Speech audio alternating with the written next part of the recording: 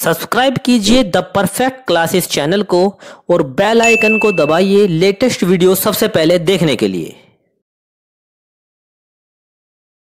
And the perfect classes में आप सभी का स्वागत है। शिक्षा निदेशालय राष्ट्रीय राजधानी क्षेत्र दिल्ली की वर्कशीट नंबर 7 डिस्कस कर रहे हैं हम लोग। 15 अक्टूबर 2020 की वर्कशीट है। क्लास 7 के बच्चों की, सब्जेक्ट है गणित। विद्यार्थी अपना नाम लिख लेंगे, कक्षा अध्यापक का नाम लिख देंगे। टॉपिक है बच्चों रेखाएं तथा कोण। अंग्रेजी वर्णमाला के अक्षर एक्स को ध्यान से देखिए।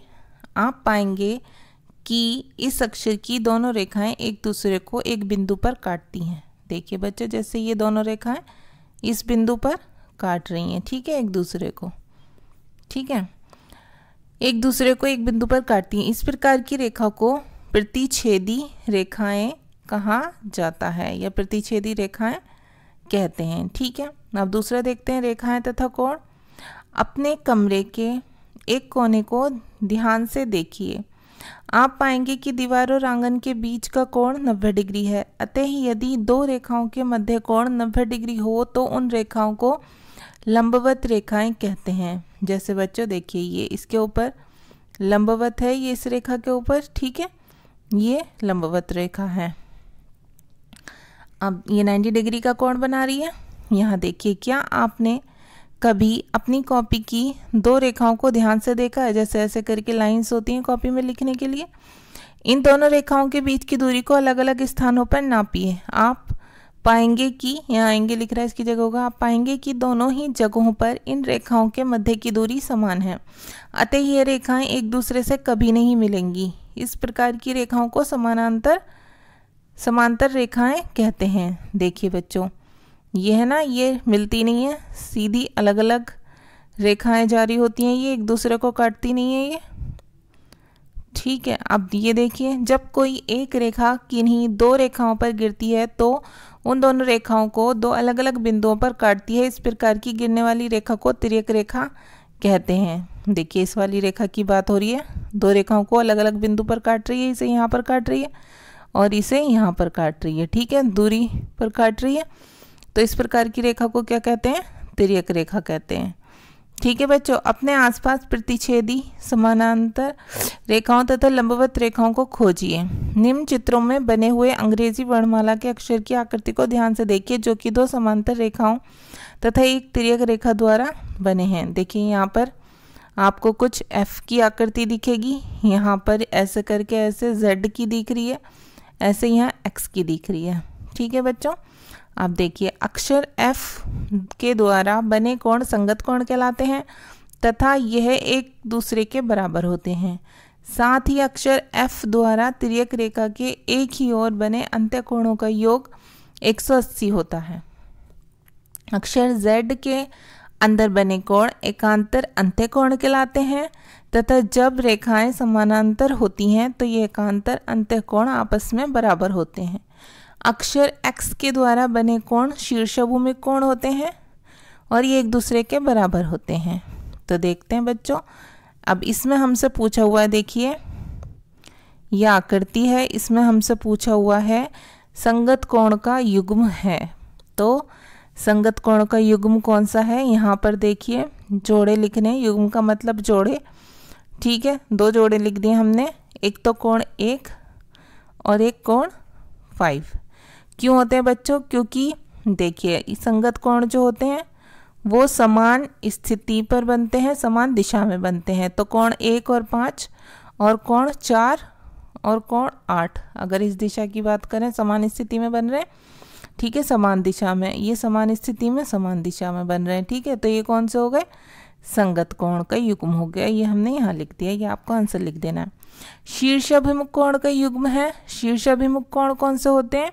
शीर्षाभिमुख कोण होते हैं बच्चों जो एक दूसरे को एक्स वाली सिचुएशन में काटते हैं। जैसे ये यहाँ पर एक कोण बन गया, एक इसी तरह से कोण 1 और कोण 3 और दूसरा जोड़ा लिख देंगे कोण 6, कोण 8, ठीक है। ये देखिए, इसके अपोजिट डायरेक्शन में है ना, एक्स में क्रॉस कर रही है इस टाइप की स्थिति, ऐसे ये शीर्षाभिमुख कोण कहलाते हैं। नंबर 3 देखिए, एकांतर अंत्य कोणों का युग्म है। अब एकांतर अंत्य कोणों का कौन सा है? कोण 3 और कोण 5। और कोण 2 और कोण 8, ये एकांतर अंत्यकोण है। ये देखिए एकांतर कोण आ रही है, अंतःकोण है, ये इसके अंत है इस रेखा पर, ठीक है, ये इस पर अंतःकोण है, ठीक है। और इसकी डेफिनेशन आप यहाँ से देख सकते हैं, अक्षर Z जो होता है उसके अंदर बने कोण एकांतर अंत्यकोण कहलाते हैं। तो ये Z के अंदर बने कोण है बच्चों, कोण 3 और कौन कौन से, कोण 5, कोण 2 और कोण 8 Z के अंदर बने हुए हैं ना, तो ये एकांतर अंत्यकोण हो गए।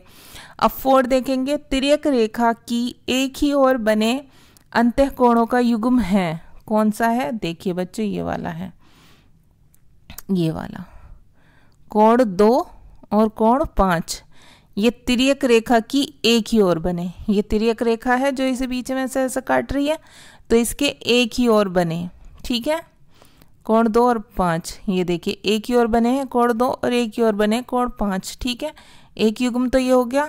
और कोण 3 और कोण 8, ये भी एक ही ओर बने और अंत्य बने हैं ना, इधर बनते तो बाहरी होते, ये अंत्य बने, तो ये क्या हो गए, कोण 3 और कोण 8। तो ये आपको क्लियर हो गए, संगत कोण का युग्म, शीर्षाभिमुख कोण का युग्म, एकांतर अंत्य कोण का, तिर्यक रेखा के एक ही ओर बने अंतर कोण का युग्म, ये आपको क्लियर हो गए। अब हम क्वेश्चन नंबर 2 पर आते हैं, ठीक है, ये देखिए क्वेश्चन 2, ठीक है बच्चों, इसे करेंगे अब हम लोग, ठीक है। क्वेश्चन 2 को देख लीजिए। अब देखिए यहाँ पर आकृति में P Q सभी अज्ञात कोणों ABCDEF को ज्ञात कीजिए। तो देखिए यहाँ पर भी ऐसी 2 लाइन है, उसे एक तिर्यक रेखा काटती है, ठीक है, ऐसे काट रही है ना। तो इस जो रेखा का योग होता है वो एक जगह कितना होता है, 180 डिग्री होता है। अब इसमें 125 का कोण बन रहा है, तो इसके इधर कितने का बना, 50 का बना, 55 का, ठीक है। अभी आपको क्लियर हो जाएगा। देखिए सभी अज्ञात कोणों को हमें ज्ञात करना है। तो बच्चों यहाँ पर ABCDEF, ठीक है, EF तक हमसे कोण पूछे हुए हैं, इसे आप मान लीजिए G और इसे आप मान लीजिए H, ठीक है। अब हमें G के बारे में बताया हुआ है कि वो 125 डिग्री है, ठीक है। तो हमें किसका निकालना है, अब जब शीर्षाभिमुख कोण बराबर होते हैं ना, G का H क्या है, शीर्षाभिमुख कोण है, तो ये भी 125 होगा, ठीक है। और ये E कितना होगा, 55, तो F भी कितना होगा, 55। तो जब E 55 है तो A भी 55 होगा, ठीक है। और F 55 है तो C भी 55 होगा। और जब G 125 है तो D भी 125 होगा। और जब H 125 है तो B भी 125 होगा। तो इस तरह से हम इन कोणों का पता लगा लेते हैं, ठीक है। अब हमसे पूछा है सभी अज्ञात कोणों के बारे में ज्ञात कीजिए। तो देखिए आप ऐसे लिख देंगे, A बराबर आप सबके बारे में लिख देंगे, हमें यहाँ पर दिख ही रहा है A बराबर कितना है, 55, ठीक है। B बराबर कितना है बच्चों, B बराबर कितना है, ये देखिए यहाँ 125, ठीक है, 125 है। C बराबर आप यहाँ से भी देख के लिख सकते हैं, C बराबर कितना है, 55, ठीक है। और D बराबर कितना है बच्चों, D बराबर 125। अब E बराबर कितना है, E बराबर कितना दे रखा है यहाँ पर, E बराबर 55 दे रखा है, ठीक है। यहाँ लिख देती हूँ मैं, E बराबर 55, ठीक है। और H बराबर और क्या है, F बराबर पूछा है, F बराबर भी क्या है, 55, ठीक है। तो ये सारे आपके आ गए, इसी तरह से आप लिख देंगे, कैसा है वो यहाँ पर हमने देख लिया अच्छे से, ठीक है बच्चों। अब देख लीजिए आप, अब ये देख लेते हैं बस आंसर नंबर 4। आंसर नंबर 4 देखिए, आंसर नंबर 3 देखिए, यदि 2 रेखाएं एक दूसरे को काटती हैं तो उनके मध्य कितने कोण बनते हैं। अब देखिए एक रेखा काट रही है अगर, तो उनके मध्य या फिर इसे ऐसे तिर्यक रेखा काटती है तो कितने कोण बनते हैं बच्चों, 1 2 3 4, ठीक है, 4 कोण बनते हैं। तो हम यहाँ पर आंसर कितना लिख देंगे अपना, 4, ठीक है बच्चों, ए बराबर 55, बी बराबर 120, सी बराबर 50, डी बराबर 125, सी बराबर 55, एफ बराबर 55। ठीक है, ये आपका हो गया सम्स। ठीक है, ये आप आंसर लिख देंगे तो आपकी वर्कशीट सॉल्व हो गई। अगर आपको मेरी वीडियो पसंद आई है स्टूडेंट, तो प्लीज़ मेरी वीडियो को लाइक कीजिए, शेयर कीजिए, हमारे चैनल को सब्सक्राइब कीजिए। Thanks for watching.